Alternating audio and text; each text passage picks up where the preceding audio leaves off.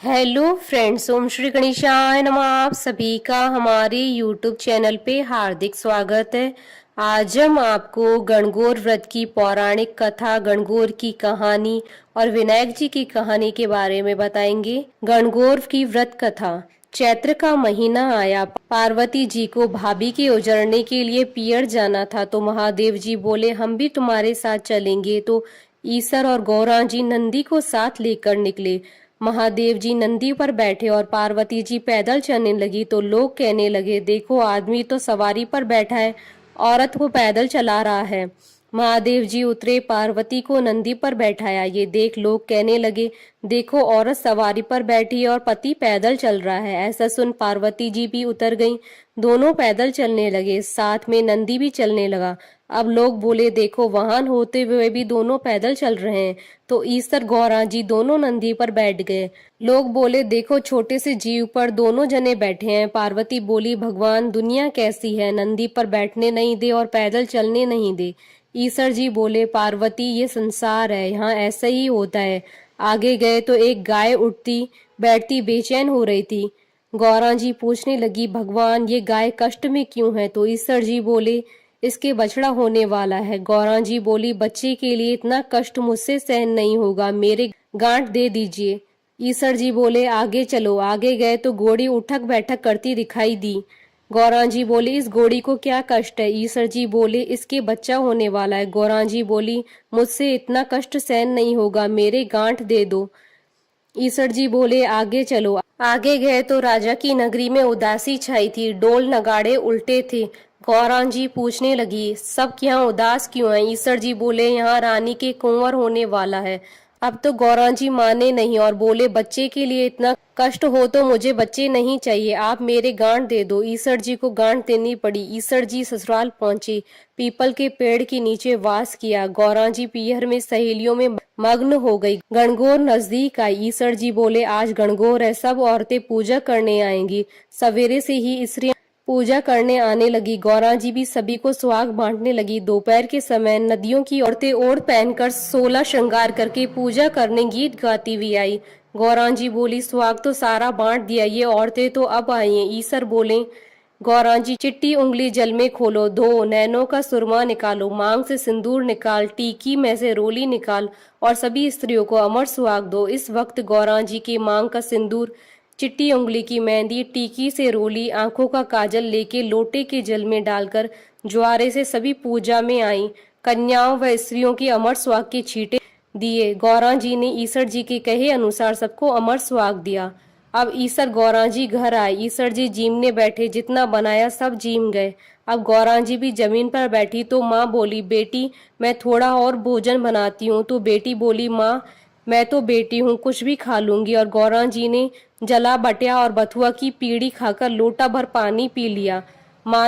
माँ ने सीख दी। वहां से निकलकर ईसर गौरा जी पीपल के नीचे आए। ठंडी छांव में थकी हुई पार्वती जी को नींद आ गई। ईसर जी ने पार्वती जी के पेट की ढकनी खोली, देखा तो जला हुआ बाटिया और बथुआ की पिंडी थोड़े से पानी के साथ पड़ी थी। ईसर जी ने ढकनी वापस ढक दी। पार्वती जी जागे तो ईसर जी ने पूछा, गौरा क्या क्या जीमा? गौरा जी बोली, ईसर जी जो आपने जीमा वही हमने जीमा। ईसर जी कहने लगे, पार्वती सच बोलो। गौरा जी बोली, रसोई में माँ भेद थोड़ी करेगी। ईसर जी बोले, देखो गौरा जी तुम्हारे पेट में जला बाटिया व बथुए की पिंडी के अलावा थोड़ा सा जल है। गौरा जी बहुत नाराज हुई और बोली, देखो भगवान आज तो आपने मेरी पेट की ढकनी खोली, ऐसा जगत के साथ मत करना। पियर की बात ससुराल और ससुराल की बात पियर में नहीं करनी चाहिए। पार्वती इतना बोली और ईसर गौरा जी वापस कैलाश पर्वत के लिए रवाना हुए। आगे देखा राजा के यहाँ शहनाइयां बज रही हैं, लोग खुशियां मना रहे हैं, रानी बहुत खुश है। गौरा जी बोली, कुंवर होने पर इतनी खुशी होती है, आप मेरी कृपा करके गांठ खोल दें। ईसर जी बोले, पार्वती मैंने पहले ही कहा था मेरी गांठ खोले नहीं खुलेगी। आगे घोड़ी के बच्चा हुआ, वह अपने बच्चे को प्यार से चाट रही थी, वह बहुत प्रसन्न थी। पार्वती जी बोली, आप मेरी गांठ खोलो। महादेव जी बोले, ये गांठ नहीं खुलेगी। आगे गाय अपने बच्चे को प्यार से चाट रही थी और बहुत खुश हो रही थी और इस गाय की मालकिन भी बहुत खुश थी। पार्वती जी सोचे, जानवरों को बच्चों की इतनी उमंग है तो मानव की तो क्या बात है। और ईसर जी से बोली, भगवान मेरी गांठ खोलो, नहीं तो मैं आगे नहीं चलूंगी। इस पर ईसर जी बोले, अब कुछ नहीं हो सकता है। थोड़े दिन बीते, पार्वती जी ने अपने मैल का पिंड बनाया और उसमें प्राण फूके। उस बालक को रखवाली रख के पार्वती जी स्नान करने गई। भगवान आए, बालक ने उनको अंदर नहीं जाने दिया तो भगवान ने पूछा कि तू कौन है? बालक बोला, मैं पार्वती पुत्र हूँ। भगवान सोचे, ये पुत्र कहाँ से आया? त्रिशूल से उस बालक का गला काट दिया। माँ पार्वती जी आई, देखा और बोली, भगवान मेरे पुत्र को वापस जीवित करो। तो शिव जी ने गणों को भेजा कि जो स्त्री अपने पुत्र से विमुख होकर पीठ देकर सो रही हो, उसी बच्चे का सिर काट कर ले आओ। गण सभी जगह घूमते घूमते जंगल में पहुंचे, जहां एक हथनी अपने बच्चे से विमुख होकर सो रही थी। गण उसका सिर काट लाए। भगवान ने उस सिर को बालक के शरीर पर जोड़ दिया और अमृत का छींटा दिया। बोले, दुनिया में सबसे पहले गौरी पुत्र गणेश जी की पूजा होगी, बाद में दूसरे देवताओं की पूजा होगी। खोटी की खरी अधूरी पूरी, हे गणगौर माता हम सबको अमर सुहाग देना। गणगौर की कहानी। राजा का बोया जो चना, माली ने बोई दूब। राजा का जो चना बढ़ता जाए, पर माली की दूब घटती जाए। एक दिन माली हरी हरी घास में कंबल ओढ़ के छुप गया। छोरियां आई दूब लेने, दूब तोड़कर ले जाने लगी तो उनका हार खोसे, उनका डोर खोसे। छोरियां बोली, क्यों मारा हार खोसे, क्यों मारा डोर खोसे? 16 दिन गणगौर के पूरे हो जाएंगे तो हम पुजापा दे जाएंगे। 16 दिन पूरे हुए तो छोरियां आई पुजापा देने।